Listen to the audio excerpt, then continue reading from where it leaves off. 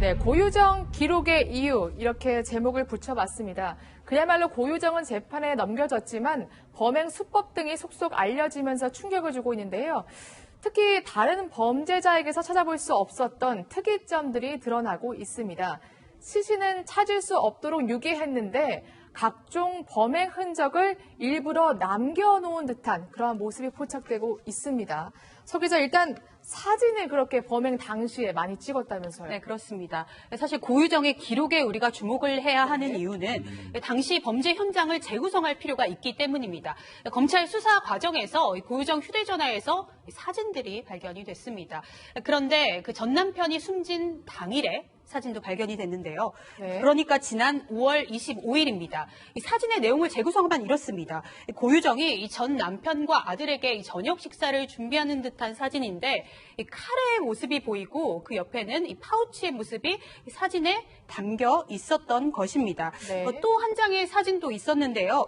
시계와 그다음에 현관문 앞에서 신발이 있는 이 사진도 고유정이 촬영한 것으로 나타났습니다. 지금 보시는 것은 저희가 4.85 당시의 사진을 재구성한 모습입니다. 여기서 주목해야 될 것은 오후 8시 10분입니다. 검찰은 이 사진을 토대로 고유정이 전 남편에게 범행을 했을 시간을 추정할 수 있었는데요. 8시 10분부터 그러니까 밤 9시 50분 사이에 범행이 있었을 것으로 추정하고 있습니다. 네. 증거를 없애도 모자랄 판에 오히려 증거를 만든 거잖아요. 이게 네. 카레가 보통 카레가 아니었잖아요, 위원님. 맞습니다. 지금 현재 알려진 바에 따르면, 검찰에서 발표한 바에 따르면, 네. 당일날 전 남편을 살해할 때 졸피뎀을 사용을 했는데, 네. 그 졸피뎀을 카레에 섞었다고 지금 발표했지 않습니까? 그렇기 때문에 이건 그리고 그 졸피뎀이 들어있던 가방이죠, 파우치거든요. 네. 그걸 동시에 저기 이렇게 게시하고 사진을 찍은 거는, 상당 부분 의미는 있어 보입니다. 네, 정말 이해가 가지 않는 행동들인데, 근데 저 카레를 사진으로 찍었다는 소식에 현 남편이 경악을 했다는 소식이 들어와 있더라고요. 네, 너무 충격적이다, 소름 끼치다라고 하면서 이제 언론에 제보를 했는데요. 이 의붓 고유정의 현 남편의 자식, 지금 의붓 고유정 씨의 사실 의붓 자식도 같은 날 사망하기 직전에 네. 카레를 먹었다라고 합니다. 사실은 오래전에 범행이 있었기 때문에 현재 남편이 조금 착각한 것 아니냐라고 생각할 수도 있는데요. 그럴까봐 이 현재 남편이 증거를 제시를 했는데요. 네. 카레와 그 카레를 먹기 위해서 이 식탁에 앉아있는 자식 아들의 모습이 찍힌 사진을 공개를 했고요. 그렇군요. 사진을 저희가 찍으면 그 사진에 찍은 날짜라든가 시간이라든가 이런 것들을 저희가 확인할 수 있잖아요. 그래서 그 시간 정보까지 함께 공개를 하면서 고유정과 비슷한, 그러니까 이번에 현재 전 남편을 살해하는 데에 비슷한 수법으로 의붓 아들을 살해한 것 아니냐 이렇게 의심이 된다라고 하면서 굉장히 소름 끼친다고 제보를 또 한 겁니다. 지금 보고 있는 사진이 바로 고유정이 그 현 남편과 의붓 아들, 현 남편의 아들에게 먹였다는 카레입니다. 그 숨지기 전날이기 때문에 더욱더 의혹이 짙어지는 것 같은데요. 아무래도 그래서 그런지 예전에 현 남편이 이렇게 말한 적이 있습니다. 그날따라 일찍 잠들었다. 직접 확인해 보시죠.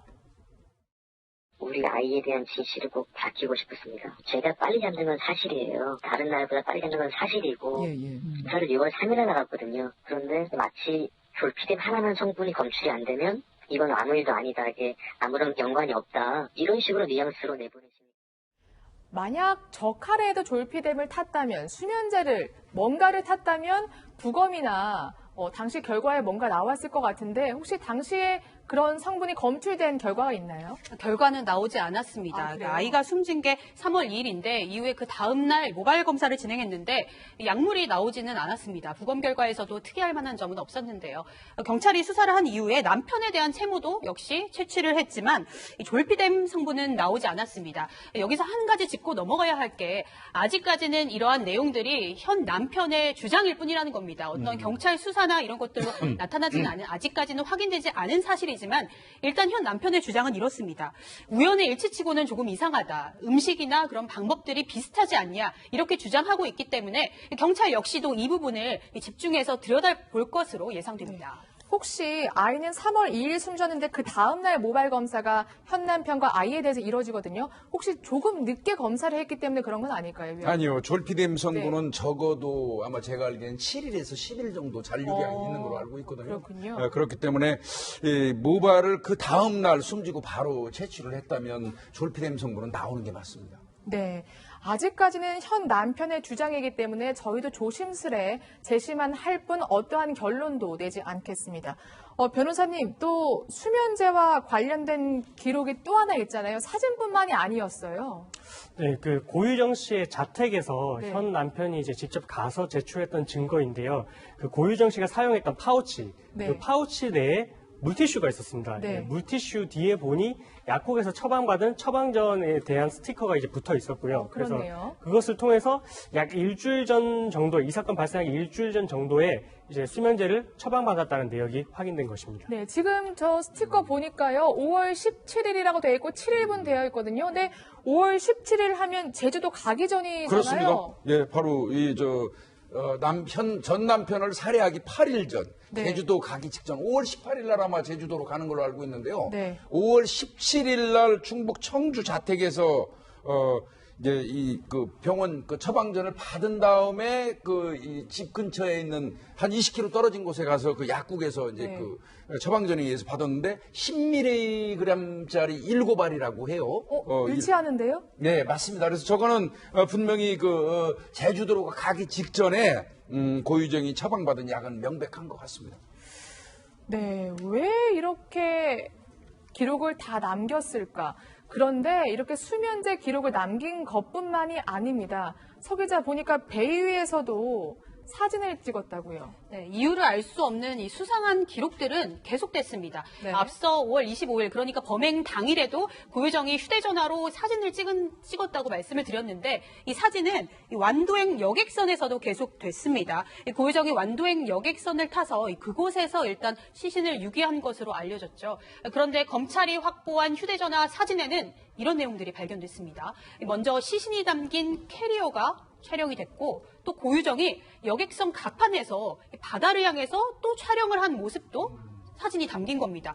그런데 이 모습이 모두 이 배 CCTV에 그대로 포함이 되어 있었다는 거예요. 네. 그런데 한 가지 이상할 점은 이 유기를 한 장소에서 왜 사진을 찍었는가, 그리고 CCTV에 촬영됐을 수 있는 가능성도 있는데 왜 그것을 굳이 보관될 수 있는 자신의 휴대전화에 남겼는가, 이런 부분은 아직까지는 그러네요. 좀 확인해 봐야 할 부분으로 알려지고 있습니다. 그러니까 시신은 유기했지만 증거는 폐기하기는커녕 오히려 새로운 증거를 자신이 계속해서 남긴 상황이 됩니다.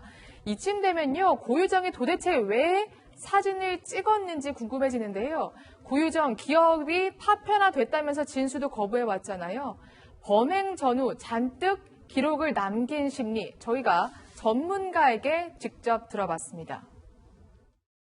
고유정의 입장에서는 범행을 하겠다는 생각을 갖고 네. 관련된 그 검색을 해서 어떻게 계획을 짜고, 그리고 그거에 대한 결과물로서 사진을 카레를 찍었던, 시계를 찍었던, 캐리어를 찍었던, 그것은 본인이 한 행위에 대해서 네. 기록하고 기억하려고 하는 행위죠. 이해가 가지 않습니다. 저 같으면요, 오히려 잊으려고 할 것 같아요. 아예 지우고 싶을 것 같아요. 예. 근데 오히려 기억을 되살리기 위한, 남기기 위한 범죄 노트다. 이런 범죄자 보셨어요, 위원님? 두 가지 양태로 놓고 네. 봐야 되고, 첫 번째는 이제 일반적으로 해외 문헌에 나오고 우리 이제 연구하고 있는 연쇄살인범 같은 경우는요, 그 사람들의 삶의 가치는 살인 그 자체이기 때문에 네. 본인들이 범행을 하고 난 다음에 이제 트로피라고 합니다. 범행의 어떤 흔적 같은 거, 피해자의 물건이라든지 네. 이런 거 일부분을 본인이 챙겨서 보관하는 습관이 있어요. 어. 그러면서 그거를 한참 지난 다음에 그걸 또 다시 보면서 토템이라고 그러죠. 네. 상상하고 그때 있었던 상황을 다시 회상시키면서 즐기는. 어. 그런데 일반적인 연쇄살인범들의 양태에서 이제 이 물건을 모으는 습관이 있는데, 네. 그게 아니라면 지금 보니까 고유정의 지인이 이런 얘기를 했어요. 고유정이는 평상시에 뭐든지 막 기록하는 기록 강박이 있다고 그러거든요. 네. 사실은 저도 기록 강박이 있어요. 저는 형사를 오랫동안 하면서 적어두는 강박이 있다 보니까 자다가도 집에 생각이 나면 일어나고 적거든요. 적으세요? 네, 그게 이제 마치 이제 기록 강박이라고 얘기하는데, 그 고유정의 지인 이야기대로라면 고유정은 기록 강박을 앓고 있을 가능성이 있습니다. 그렇다면 자신의 인생에서 어떻게 보면 이 사건은 가장 큰 사건이에요. 고유정의 입장에서는 그렇다면 어떤 징표를 남기려는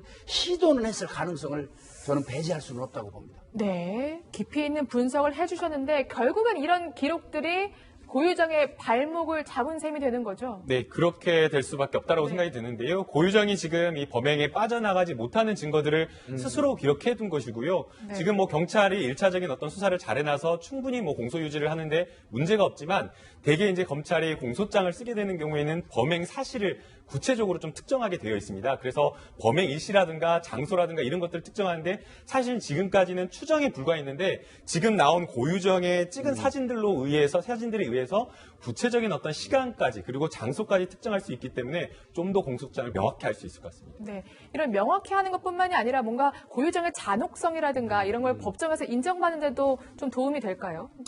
네, 사실 그 고유정 씨의 진술 태도를 보면 자백을 하는 것이 아니라 이제 증거가 하나씩 나왔을 때 네. 어느 정도 이제 거기에 대해서 조금씩 이제 진술을 하고 있거든요. 네. 사실 이런 모습 같은 경우에는 수사기관에서 봤든 아니면 재판부에서 보든 이런 내용의 이제 피의자나 피고인의 태도는 사실은 되게 이제 부인하는 모습에 가깝다고 보게 되고 따라서 네. 이제 증거가 이렇게 사진 같은 경우는 되게 결정적인 증거거든요. 그렇기 네. 때문에 이게 이제 드러났기 때문에 조금 양형에 있어서는 좀 안 좋게 이제 영향을 받을 수 있습니다. 네, 아무래도 고유정의 발목을 잡았다고는 하지만 의혹이 짙게 낳는 고유정의 기록 습관에 대해서 알아봤고요. 또 다른 특이점이 있습니다. 그야말로 두 얼굴의 고유정이었는데요. 취재 기자나 뭐 검경에서 이웃들을 막 물어보니까 그렇게 사람들마다 고유정의 기억하는 모습이 달랐다면서요? 네, 정말 평가가 달랐습니다. 사실 네. 취재 기자들은 현장에 나가면 대체 이 범인이 어떤 사람이었는지 이웃 주민이나 혹은 주변에 접촉했던 인물들에게 그 범인의 평소 생활 형태들을 묻지 않습니까? 그렇죠. 검경 말씀하신 것처럼 수사기관에서도 마찬가지고요. 그런데 평소 주민들은 고유정이 매우 친절하고 상냥한 태도로 굴었다. 굉장히 나긋나긋한 말투였고 이런 일을 할 줄은 꿈에도 몰랐다. 이렇게 이야기를 하는 사람도 있었습니다. 네. 특히 고유정이 10년 이상 거주했던 아파트 그 자택 주민들 역시 고유정이 평소에 인사성이 밝았다. 이렇게 이야기를 했는데요. 그런데 말씀하신 것처럼 극단적으로 이야기를 하는 사람도 있었습니다. 네. 한 가지 공통점은 이 고유정이 자신에게 피해가 되는 상황에서는 매우 이기적인 모습을 보였다. 이런 모습입니다. 예를 들어서 제주도 친가에 취재진이 찾아갔는데 한 주민이 이렇게 이야기를 했습니다. 고유정이 몇 해 전에 위층에 올라가서 문을 두드리면서 조용히 하라면서 굉장히 크게 항의를 하는 모습을 봤다. 그런데 목소리 언성을 높이는 것뿐만이 아니라 이 층간소음 항의를 하면서 욕설을 하고 또 발로 문을 때리는 다소 폭력적인 성향도 보였다. 이렇게 이야기를 했는데요. 그런데 이 제주 친가 아파트 주민들뿐만이 아니라 그 전 남편과 함께 거주했던 그 청주의 주민들 역시 공통적으로 이야기를 했습니다. 평소 층간소음에 굉장히 예민하게 반응했기 때문에 이 아파트 커뮤니티에 층간소음에 항의하는 글을 고유정이 실제로 남겼고 그것에 대해서 이 관리소 센터장이 답변을 달았던 기록도 나온 겁니다. 평소 나긋나긋하면서 상냥했던 하나의 얼굴, 그 고유정과 자신에게 피해가 가면 극단적으로 돌변하는 이 두 얼굴의 고유정. 대체 이 고유정의 진실이 무엇인지 참 검찰 수사에서는 아직까지는 가려지지 않은 대목입니다. 네, 이 두 얼굴의 모습 다른 부분에서 확인할 수 있잖아요. 청주 집이랑 또 제주 펜션에서도 뭔가 달랐잖아요. 예. 변호사님.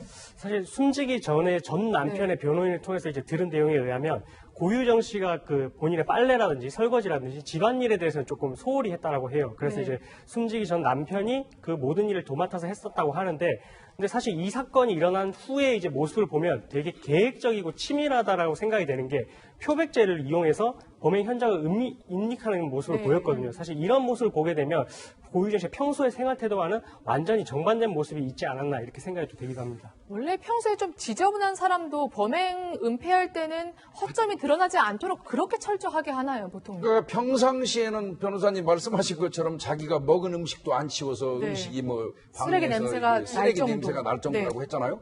그럼에도 불구하고 이번에 펜션은 당연히 치울 수밖에 없겠죠.